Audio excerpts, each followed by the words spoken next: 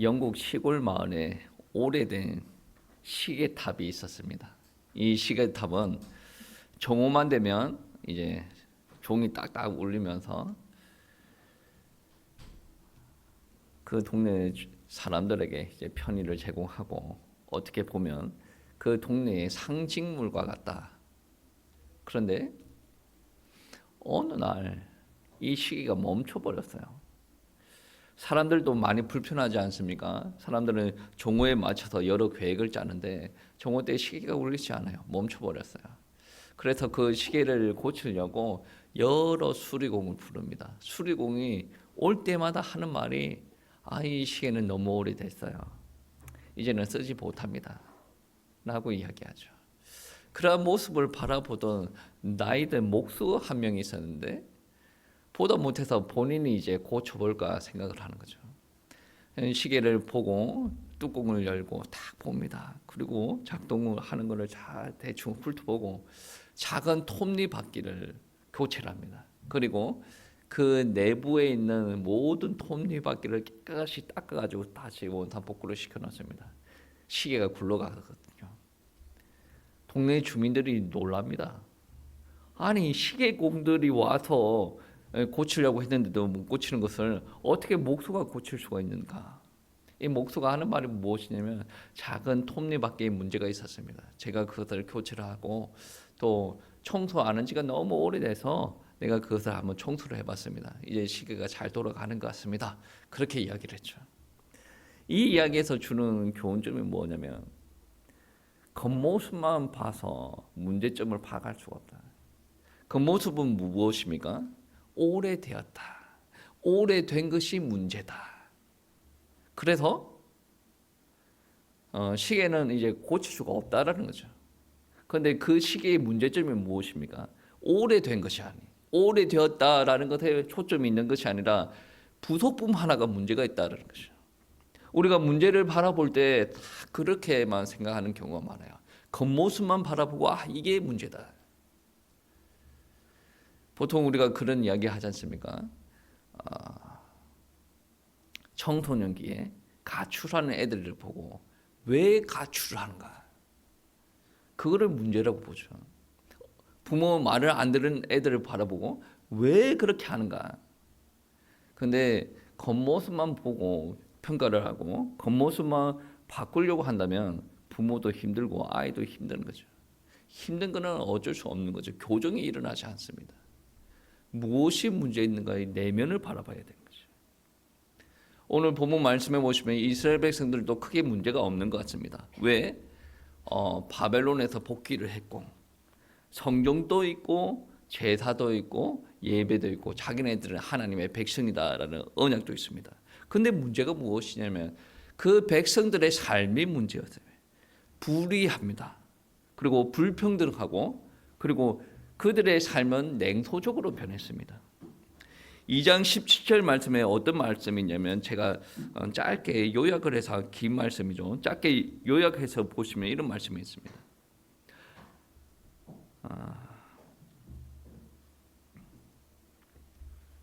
너희가 여호와를 괴롭히고도 악을 행하는 모든 자가 여호와의 눈에 좋게 보이며 그에게 기쁨이 된다 하며, 여호와를 괴롭히면서 자기네들은 여호와께 기쁨이 된다라고 이야기합니다. 또 말하기를 정의의 하나님이 어디 계시냐라고 이야기를 하죠. 자기네들이 하나님을 괴롭게 하면서 나는 하나님을 기쁘게 하고 있다. 그리고 마음이 냉소적으로 변해서 정의의 하나님이 어디 있느냐 이렇게 이야기하는 사람들이 있다는 거죠. 겉으로는 언약의 백성, 실제로는 하나님의 정의를 의심하는 백성이 되었다라는 겁니다. 그러니까 1장 말씀해 보시면 제사장들이 흠 없는 재물을 받아들였다는 거죠. 원래 율법서에는 재물에는 흠이 있으면 되지 않습니다. 근데 제사장들이 흠이 있는 재물을 받아들였다. 부유한 자들은 약한 자들을 괴롭혔다라고 이야기합니다. 그리고 11조가 봉헌이 형식적으로 변했다. 부담이 되었다라는 거죠. 말라기를 이야기할 때 11조 예불을 11조 설교를 많이 합니다. 11조를 하면 하나님께서 복 주신다라는 거죠. 이것은 명백한 사실입니다. 그런데 여러분 그것을 아셔야 돼요. 11조를 하면 복을 주신다라는 메시지가 핵심이 아니에요. 그 메시지의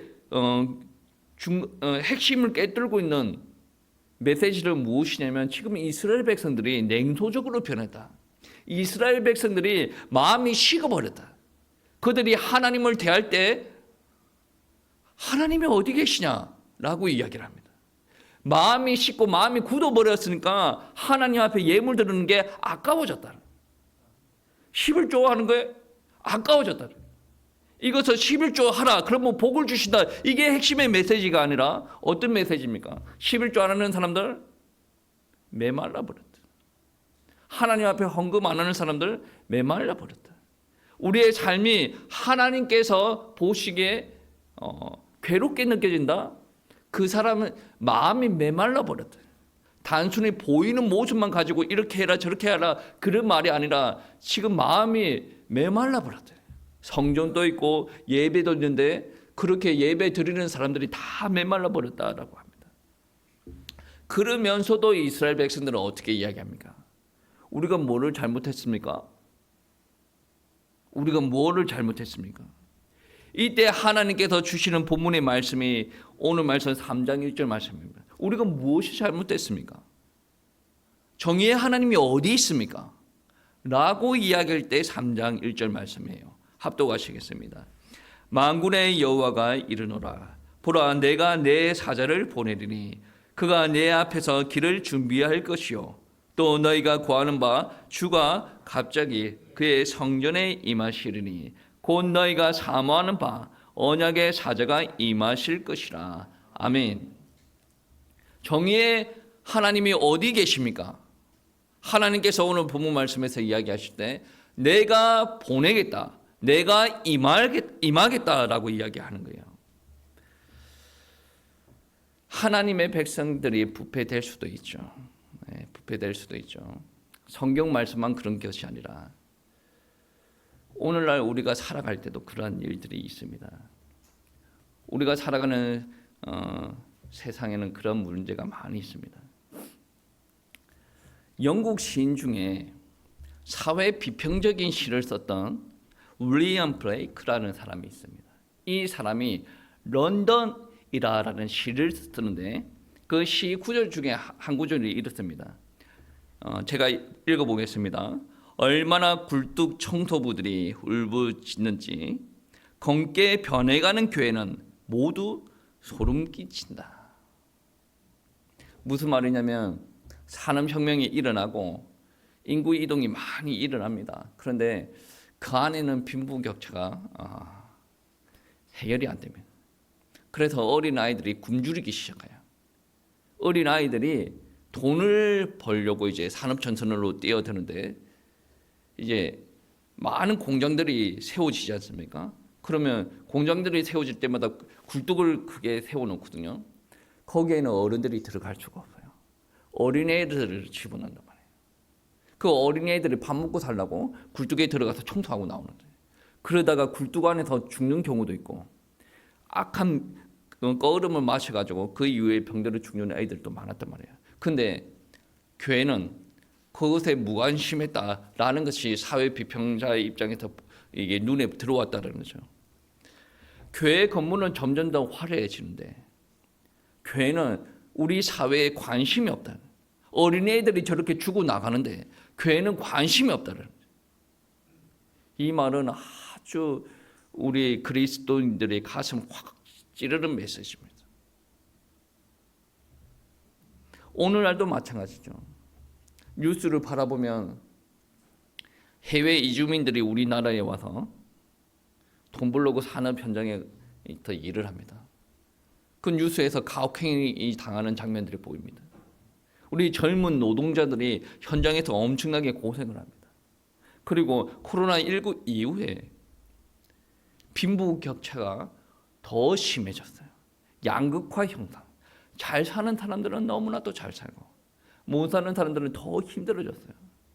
그리고 오늘날 뭐 청년 세대가 우리나라에서 사는 것이 소망이 있다라고 생각합니까? 생각이 있는 사람들은 소망이 있다라고 생각해요. 요즘 젊은 사람들이 애를 안 낳으려고 그러죠. 그것은 본능입니다. 그냥 이제 사람들이 말을 할 때 애 낳으면 어떻게 키워? 라고 이야기하죠. 근데 그게 의미하는 바가 엄청나게 커요. 이게 본능이에요. 내 새끼를 낳아서 내가 키우기가 힘들고 얘가 장성해서도 이 땅에서 생존을 하기가 쉽지 않다. 본능입니다. 이성적으로 풀어내는 과정이 짧아서 아유, 이렇게 힘들어가지고 어떻게 타는 이렇게 이야기하지. 그거를 사람 본능이에요. 나라가 살기 힘들어졌더래. 우리나라 경제력이 전 세계 10위권이에요. 10위에서 한 13위 정도 된다 그래요. 그래도 살기 힘들어졌대요. 이러면 동남아 여러 나라들 보면 그렇죠. 못 사는 사람들은 엄청나게 못 삽니다. 잘 사는 사람들은 우리나라 뭡니까? 우리나라 부자들보다 더 잘 살아요. 우리나라는 어떻습니까?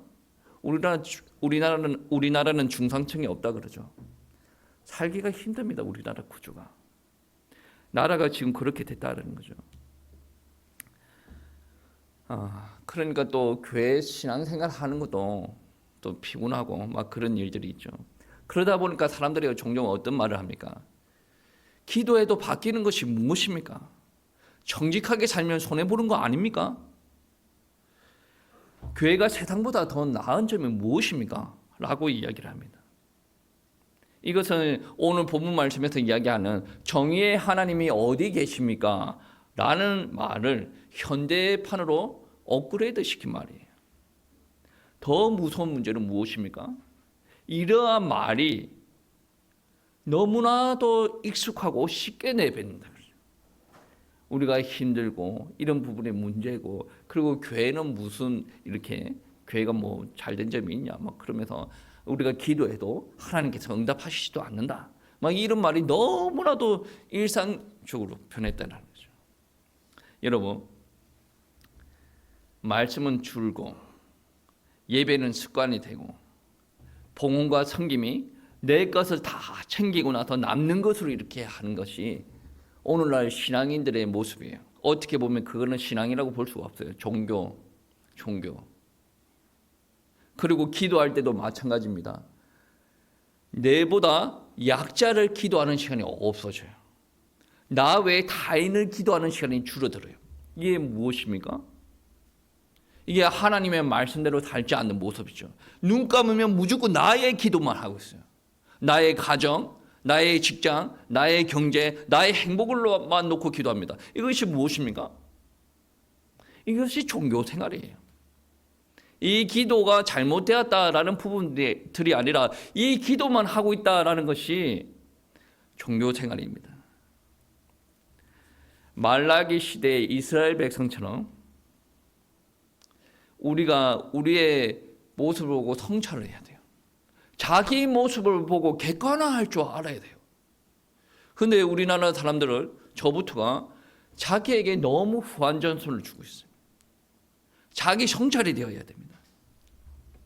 지금 많이 냉소적으로 변했습니다. 한국이 냉소적입니다. 교회가 냉소적입니다. 이런 부분들이 한국 교회의 유혹거리다라는 말씀입니다. 우리가 사는 세상이 그렇다라는 것입니다. 여러분, 그런데 우리 하나님께서 오늘 본문 말씀을 보시면 이렇게 냉소적으로 변했던 이스라엘 백성들을 그냥 내버려 두시는 하나님이 아니시다라는 거죠. 오늘 말씀해 보시면 3장 1절 말씀해 보시면 만군의 여호와가 이르노라 보라 내가 내 사자를 보내리니 그가 내 앞에서 길을 준비할 것이요. 길을 준비할 사자는 누굽니까? 여러분 다 아시죠? 누가복음의 말씀이 있습니다. 광야에서 외치는 자의 소리, 주의 길을 준비하라. 누구를 두고 이야기하는 겁니까? 침례 요한을 두고 이야기합니다. 침례 요한은 예수 그리스도가 오시기 전에 길을 예비하러 이 땅에 오셨다. 그 오늘 본문 말씀에서 이야기하는 첫 번째 사자입니다. 주님께서 오실 것인데 첫 번째 사자를 보내실 것이다. 주의 길을 예비하라. 그리고 그 다음 구절을 보시면 어떤 말씀이 있냐면 또 너희가 구하는 바 주가 갑자기 그의 성전에 임하시리니 주가 갑자기 임하신다. 두 번째 사자가 오신다라는 거죠. 그분이 바로 오늘 본문 말씀에 언약의 사자라고 표현을 하고 그분이 바로 그리스도다. 말라기 3장 1절에서 침례 요한의 일과 예수 그리스도의 일들을 이야기하고 있다. 하나님께서 하나님의 백성들을 구원하시기 위해서 언약을 주셨어요. 그 언약을 예수님이 다 이루셨습니다. 십자가에서 피와 땀을 다 쏟으시고 그 고난을 다 거치시고 그 언약을 다 이루셨다는 거죠. 그리고 우리에게 새 언약을 주셨습니다. 말라기에서 이 이미지가 강력하게 들어옵니다. 2절 3절 말씀에 그런 말씀이 있죠. 연단하는 불이다 라는 거죠. 은과 금이 불 속에 들어가면 어떤 일들이 일어납니까? 불 속에 넣는 이유가 뭡니까? 불순물을 제거하기 위해서 은과 금을 불 가운데 넣습니다. 그런 불과 같이 하나님은 우리 안에 있는 거짓, 탐욕, 위선을 다 태워버리실 것이다. 죄의 문제를 다 태워버리실 것이다. 오늘 본문 말씀에 연단하는 불로 오신다라고 이야기합니다. 그리고 표백하는 재물. 여러분 빨래할 때 어떻습니까? 빨래할 때 표백제 넣지 않습니까? 세제 안에 또 표백제가 들어가죠. 그와 같이 옛날에는 옷감을 표백하기 위해서 재물을 넣었습니다. 그와 같이 주님이 오셔가지고 우리에게 들어오진 모습을 깨끗하게 씻는 그러한 일들을 하실 것이다. 죄를 씻고 우리의 삶을 다 씻으실 것이다 라고 이야기합니다. 그 목적이 분명합니다. 목적은 분명해요. 목적이 무엇입니까? 3절 말씀이 기록되고 있죠. 그가 은을 연단하여 깨끗하게 하는 자와 같이 앉아서 레위 자손을 깨끗하게 하되. 연단하는 이유가 뭡니까? 레위 자손을 깨끗하게 하되 금, 은같이 그들을 연단하리니 그들이 공의로운 제물을 나 여호와께 바칠 것이다. 연단하는 이유가 무엇입니까? 제사장을 깨끗하게 하고 공의로운 제물을 바치게 하게 만들 것이 우리 주님의 목적이다라는 거죠. 여러분 이 약속이 우리 예수님의 사역들을 바라보시면 예수님의 사역의 이미지와 매칭되는 부분들이 있습니다. 여러분 성전 청소하는 부분들이 있지 않습니까? 성전에서 이제 하나님 앞에 제물을 바치기 위해서 그 성전 안에서 소도 팔고 졸지 마세요. 졸지 마세요. 소도 팔고 염소도 팔고 비둘기도 팔고 막 그럽니다. 그때 예수님께서 사역하실 때 채찍을 들면서 성전이 강도의 소굴이 되었다라고 하면서 그 판을 다 뒤집어 엎죠. 그 말씀이 오늘 본문 말씀과 많이 매칭되는 부분들이에요. 그리고 예수님께서 어떻게 이야기하시냐면 너희가 이 성전을 허물라 내가 사흘 만에 일으키겠다. 그 말씀이 자기의 육신을 두고 하는 말이다라고 이야기를 해요. 예수님께서는 자기의 몸이 곧 성전이다라고 말씀하시는 거죠. 참 성전은 건물이 아니다. 참 성전은 예수 그리스도 자신이다라는 거죠. 십자가에서 자기 몸을 내어주셨어요. 그리고 우리 죄를 담당하셨습니다. 그리고 나서 하나님의 정의를 이루셨습니다. 말라기 3장을 요약하면 그렇습니다. 하나님께서는 냉소 속에 있는 언약의 백성들에게 은혜를 주신다. 버리지 않는다라는 거죠. 은혜를 주실 때는 무엇을 위해서 은혜를 주십니까? 회복, 정화를 위해서 은혜를 주십니다. 그래서 하나님께서는 잿물과 같이 연단하는 불과 같이 우리에게 임하신다라고 이야기하십니다. 하나님께서는 예수 그리스도를 통해서 우리의 삶, 우리의 예배를 새롭게 하신다라는 말씀이 됩니다. 이것이 본문 속에 담겨있는 하나님의 은혜다라고 이야기합니다. 지금은 12월이에요. 12월 달에 뭐가 있죠? 성탄절이 있습니다. 송구 영신 예배가 있습니다. 가장 큰 행사는 무엇입니까? 성탄절 아닙니까? 교회력 안에서는 12월 달을 두고 대림절이라 하라. 대림절의 의미는 무엇이냐면 주님께서 오시는 것을 기다린다는 거죠. 초림, 성탄, 그리고 다시 오시는 주님, 재림, 그것을 기다리면서 우리에게 소망을 다시 되새긴다 라는 의미가 됩니다. 여러분, 우리가 지금 이렇게 고통스러운 삶 속에서도 기다릴 수 있는 이유가 뭡니까? 주님께서 오셨다. 주님께서 우리를 구원하셨다. 주님께서 우리와 함께 하시고 계신다라는 것이죠. 여러분, 예수님께서 탄생하셨습니다. 그것은 하나님이신 그분이 고통의 현장으로 내려오셨다는 거죠. 그리고 예수님께서 부활하셨다라고 이야기합니다. 그것은 하나님께서 악과 죽음의 깊이 속에서 통과하셨다. 그리고 다시 살아나셨다라는 것을 이야기합니다. 성령께서 우리에게 임재하셨다라는 말은 그 하나님께서 영으로 우리와 함께 하시고 계시다라는 거죠. 그래서 우리는 지금도 인내할 수가 있는 것이고 기다릴 수가 있는 것이다. 바울은 빌립보 교회에게 어떻게 이야기하는 줄 아십니까? 너희 안에서 착한 일을 시작하신 이가 그리스도 예수의 날까지 이루실 줄을 우리가 확신한다 라고 이야기합니다. 계속 졸면 성경책을 찾아볼 수밖에 없어요. 이게 확실한데요. 우리 안에 계신 이가 확실한데요. 그리고 빌립보서에 어떤 말이 있냐면 너의 사랑을 지식과 모든 총명으로 점점 더 풍성하게 하사 선한 것을 분별하게 하신다. 그리고 예수 그리스도로 말미암아 의의 열매가 가득하여 하나님의 영광과 찬송이 되게 하시기를 구하노라. 우리가 지금 하나님과 함께 계시기 때문에 그리스도 안에 있기 때문에 이러한 은혜가 우리 가운데 회복될 수가 있다는 거죠. 이 기도는 또 말라기 3장과 매칭되는 연결되는 겁니다. 말라기 3장의 목적이 무엇입니까? 부패하고 냉소적인 이 이스라엘 백성들이 회복하여서 하나님 앞에 나와 공의로운 제물을 드리는 것이 목적이에요. 물론 공의로운 제물이 헌물, 헌신, 11조가 될 수도 있습니다. 포함되는 거예요. 그 예물, 헌금 포함되는 거야. 거기서 더 나아가서 뭐까지 이야기하는 겁니까? 우리의 모습, 우리의 삶까지도 하나님 앞에 드릴 수가 있다. 신약 성경의 이야기로 하면 산 제물이 된다.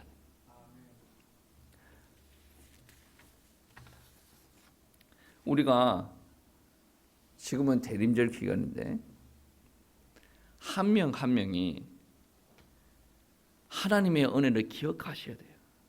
그리고 우리는 그 기억으로 기다립니다. 어떤 은혜를 기억해야 됩니까? 예수님께서 초림하셨을 때에 우리에게 주셨던 은혜를 기억하셔야 돼요. 그분은 우리의 불의와 고통을 외면하지 않는 분입니다. 그래서 우리를 건지시기 위해서 십자가를 지셨습니다.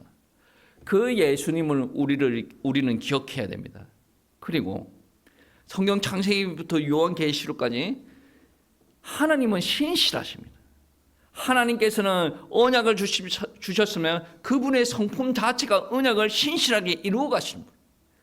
그분이 사랑하시는 백성들을 신실하게 사랑하시는 분이다. 성경 말씀은 이야기하고 있습니다. 그것을 기억하라는 말씀이에요.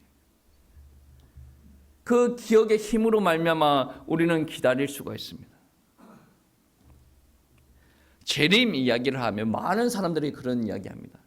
재림의 시간표가 언제입니까? 언제 온다는 말입니까? 라고 질문을 던지는데 재림이라는 것은 하나님께서 원하시는 모습, 그 모습을 가지고 신앙생활하고 교회 안에서 살아가고 우리가 현장에서 살아내는 하나님을 영광을 드러내는 삶을 살아가는 것을 보고 재림신앙이라고 해요. 언제 오냐? 그 시점을 중요시하는 것이 아니라 주님께서는 우리에게 은혜를 주셨고 그 하나님께서 다시 오신다. 다시 오실 그 하나님을 기대하면서 우리는 신앙생활을 한다. 그러면 우리의 모습이 그만큼 중요하다는 거죠. 시점이 중요한 것이 아니라 우리의 모습이 중요합니다. 시점에 맞춰서 우리의 모습이 달라질 겁니까? 안 달라질걸요. 그 모습은 하나님께서 주시는 은혜로 말미암음입니다. 그 은혜가 없는 사람들은 아무리 내년에 예수님께서 다시 오신다라고 하더라도 하나님께서 기뻐하시는 모습의 삶이 아니라는 거죠. 우리가 포커스를 맞춰야 될 부분들은 무엇이냐? 주님께서 다시 오실 그 시점을 두고 이야기하는 것이 아니라 하나님께서 다시 오신다라고 이야기하셨기 때문에 그 말씀을 믿고 주님께서 다시 오실 것을 준비하는 신앙. 하나님께서 우리를 바라보실 때 괴롭게 여기시는 그러한 모습이 아니라 이스라엘 백성들은 자기네들은 잘한다. 하나님께서 기뻐하신다라고 이야기했죠. 근데 하나님께서는 괴로워하셨다는. 하나님께서는 우리의 모습을 바라보시고 기뻐하실 수 있는 모습이 될 수 있도록 우리는 준비해야 된다는 거죠. 여러분, 우리의 기다림은 교회 안에서만 일어나는 것이 아니에요. 삶의 현장에서도. 말라기에서는 약자를 괴롭혔다고 이야기를 합니다. 하나님께서는 그 모습을 보고 괴롭게 여기신 거예요. 그러면 우리는 약자에게 손을 내미는 신앙인이 되어야 된다는 거죠. 우리의 일을 정직하게 행하고 바르게 예배를 드리고 공의를 하나님께서 원하시는 것을 사랑하는 사람이 되어야 된다는 거예요. 우리가 다 믿음이 좋대요. 방언을 열심히 합니다. 기도를 몇 시간씩 합니다. 예배를 많이 드립니다. 그런데 우리의 모습이 변하지 않습니다. 이것은 무엇입니까? 내 모습을 보고 하나님께서는 기뻐하십니다. 내가 잘못한 것이 무엇이냐? 말라기에서 이야기하는 것과 동일합니다. 우리가 은혜 받은 사람이 맞습니까? 변해야 됩니다. 하나님께서 원하시는 부분들로 변해야 됩니다. 우리의 예배, 우리의 찬양, 그것이 우리의 현장과 이어지는 것이 되어야 됩니다. 물론 예배가 잘 안 되는 사람들은 예배부터 회복이 되어야 돼요. 예배에 몇 가지 요소가 있죠. 그것부터 회복해야 돼요. 그리고 형식적으로 예배 드리는 사람이 있습니다. 그 사람들은 정말로 하나님께서 기뻐하시는 예배가 될 수 있도록 기도하면서 예배를 또 새롭게 해야 돼요. 그렇게 해서 예배가 회복된 사람들이 현장에 가서 여러분의 가정, 직장, 여러분이 밟는 모든 곳에서 하나님의 영광을 드러내야 돼요. 여러분을 통해서 정의의 하나님께서 살아 계시다 라는 것이 되어야 돼요. 교회 안에서도 그렇고 교회 밖에서도 그렇고 정의의 하나님께서 어디 계시냐? 저와 여러분 주변 사람들이 그러죠. 하나님께서 살아 계시냐? 나한테 증명해보라. 여러분 증명하면 되지 않습니까? 어떻게 증명할 겁니까? 논리로 증명할 겁니까? 아니죠. 논리는 사람을 못 바꿉니다. 논리가 필요 없다라는 말이 아니라 사람을 감동 주려면, 마음을 움직이려면 논리로 사람들을 설득시키는 것이 아니라 감정을 바꾸려면 삶으로 접근을 해야 돼요. 저와 여러분이 바뀌어야 설득이 된다는 거죠. 여러분 신천지에 들어간 사람들이 못 빠져나오는 이유가 무엇입니까? 제가 많은 이유를 생각을 하고 있는데 그중에 큰 것 하나가 있어요. 뭔지 아십니까? 제 주변에 어떤 사람이랑 이야기하는데 자기는 신천지 교리가 틀린 건 압니다. 근데 못 나오겠어요. 왜? 자기 사역자들한테 받은 은혜가 너무 커. 물론 나쁜 부분을 이야기하는 사람들이 있는데 제가 느낀 바로는 멤버십이 엄청 강해요. 신천지 안에 더 엄청난 것을 해주는 것 같아요. 그 사람들을 떠나는 것을 배교라고 생각합니다. 지옥에 떨어지는 것처럼 생각해요. 왜 그래요? 신천지가 말씀 좋아요. 제가 볼 때는 그렇지 않습니다. 뭐예요? 끈끈함이에요. 그 끈끈함이 어디에서 나옵니까? 삶에서 나오는 것이죠. 아주 간단한 게 따뜻한 말이라도, 따뜻한 손짓이라도, 힘들면 계속 자지 마세요. 설교가 마쳐야 되는데 자는 사람들 때문에 설교를 못 마치고 있어요. 아유, 예, 그러니까 좀 마지막은 들어야 설교가 좀 아름답게 끝날 거 아니겠습니까? 제가 재워서 죄송합니다. 그러니까 뭐예요? 은혜 받았으면 삶의 현장에서 그렇게 따뜻하게 하자는 거죠. 냉랭하지 마시기 바랍니다. 우리 교회도 보면 냉랭한 사람도 많아요. 목사도 냉랭하고 누구도 다 냉랭합니다. 무엇이 부족합니까? 은혜가 부족한 거예요. 그래서 은혜 달라고 기도하세요. 그리고 우리가 삶의 현장에서도 우리 교회 안에서도 좀 따뜻한 모습이 보일 수 있도록 하나님께서 은혜 달라고 기도하십시오. 하나님께서 주시는 은혜는 우리에게 예배가 바뀌는 겁니다. 우리가 삶이 바뀌는 것이에요. 그 은혜 속에서 우리가 회복이 될 때 하나님께서 기뻐하십니다. 정말로 이러한 모습을 통해서 여러분이 회복되시고 또 하나님께서 기뻐 영광 받으시는 일들이 일어날 수 있도록 축복합니다.